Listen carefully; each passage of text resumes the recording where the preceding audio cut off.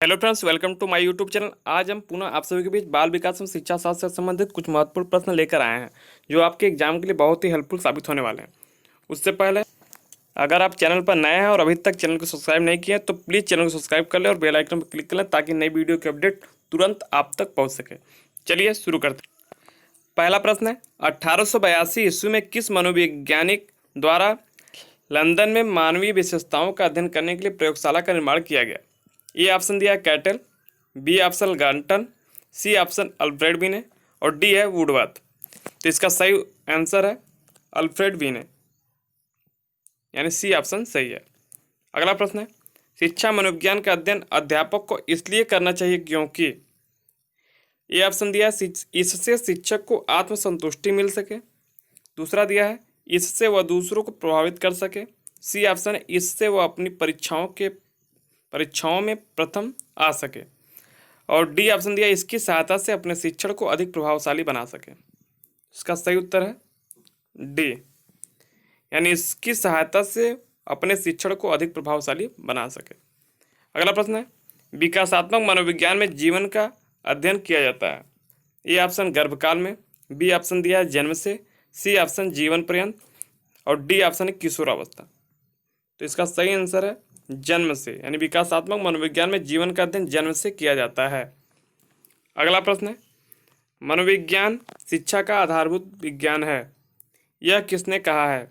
ए option B N Jha, B option Skinner और C option Davis और D option Woodworth. तो इसका सही आंसर है स्कीनर, यानी कि बी ऑप्शन इसका सही है। अगला प्रश्न है, आधुनिक मनोविज्ञान का अर्थ है। ए ऑप्शन दिया मन का अध्ययन, बी ऑप्शन है आत्मा का अध्ययन, सी ऑप्शन शरीर का अध्ययन और डी ऑप्शन व्यवहार का अध्ययन। तो आधुनिक मनोविज्ञान व्यवहार का अध्ययन, यानी कि डी ऑप्शन सही है। अगला प्रश्न, शिक्षा मनोविज्ञान की उत्पत्ति का वर्ष कौन सा माना जाता है? ए ऑप्शन दिया 1947, बी ऑप्शन 1920 और सी है 1940 और डी विकल्प में दिया है 1900। तो शिक्षा मनोविज्ञान की उत्पत्ति का वर्ष 1900 माना जाता है, यानी कि इसका डी ऑप्शन बिल्कुल सही है। अगला प्रश्न, शिक्षा मनोविज्ञान का संबंध किससे नहीं है? किससे नहीं है पूछा है। ए ऑप्शन मानव व्यवहार का अध्ययन, बी ऑप्शन मानसिक प्रक्रियाओं का अध्ययन, सी ऑप्शन में दिया सीखने के तरीकों का अध्ययन और डी ऑप्शन दिया संचार माध्यमों का अध्ययन। तो इसका डी ऑप्शन बिल्कुल सही है, यानी संचार माध्यमों का अध्ययन। शिक्षा मनोविज्ञान का संबंध संचार माध्यमों के अध्ययन से नहीं है। अगला प्रश्न है, निम्नलिखित में से कौन शिक्षा मनोविज्ञान की प्रकृति है? ए कला है, बी दिया है विज्ञान और सी विद्यात्मक विज्ञान और डी में उपरोक्त में से कोई नहीं।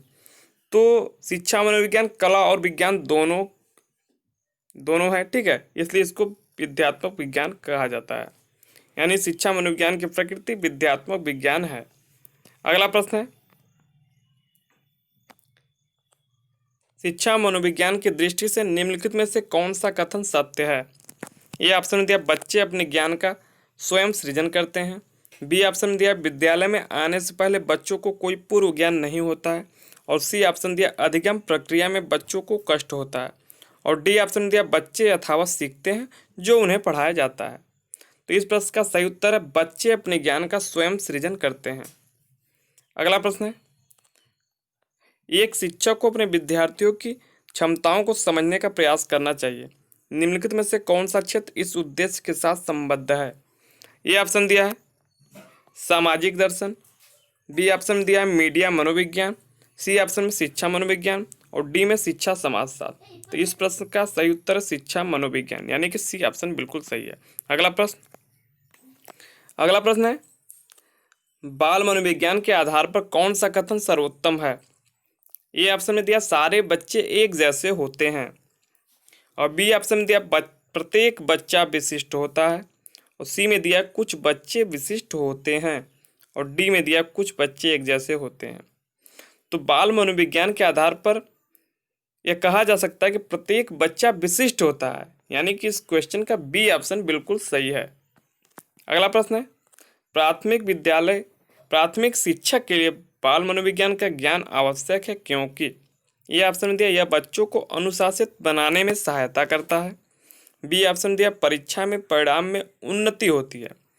सी ऑप्शन दिया यह बच्चों को अभिप्रेरित करने के लिए सुविधाजनक तरीका बन जाता है। डी ऑप्शन दिया यह बच्चों के व्यवहार को समझने में शिक्षक की सहायता करता है। तो इस क्वेश्चन का डी ऑप्शन सही है, यानी यह बच्चों के व्यवहार को समझने में शिक्षक की सहायता करता है। अब अगला प्रश्न है, बाल मनोविज्ञान का केंद्र बिंदु है। बाल मनोविज्ञान का केंद्र बिंदु है। ए ऑप्शन दिया अच्छा शिक्षक, बी ऑप्शन दिया बालक, और शिक्षण प्रक्रिया दिया सी ऑप्शन में, और डी में दिया विद्यालय। तो बाल मनोविज्ञान का केंद्र बिंदु बालक होता है, यानी कि इस क्वेश्चन का बी ऑप्शन बिल्कुल सही है। अगला प्रश्न है, बाल विकास का क्षेत्र है।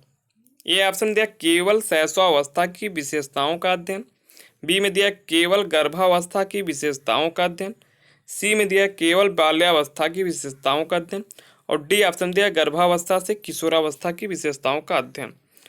तो इस प्रश्न का डी ऑप्शन बिल्कुल सही है, बाल विकास का क्षेत्र गर्भावस्था से किशोरावस्था की विशेषताओं का अध्ययन। अगला प्रश्न है, निम्नलिखित में से किसको मुख्य अधिकारी ग्रंथि कहते हैं। ए ऑप्शन में थायराइड ग्रंथि, बी में एड्रिनल ग्रंथि, सी में अंतरस्रावी ग्रंथि, और डी में पीयूष ग्रंथि। तो इस क्वेश्चन का डी ऑप्शन बिल्कुल सही है, यानी पीयूष ग्रंथि को मुख्य अधिकारी ग्रंथि कहते हैं। वीडियो देखने के लिए आपका बहुत बहुत धन्यवाद। वीडियो अच्छा लगा हो तो लाइक करें, कमेंट करें और अपने दोस्तों में ज़्यादा से ज़्यादा शेयर करें। ओके फ्रेंड्स, मिलते हैं फिर अपने नेक्स्ट वीडियो के साथ, तब तक के लिए धन्यवाद।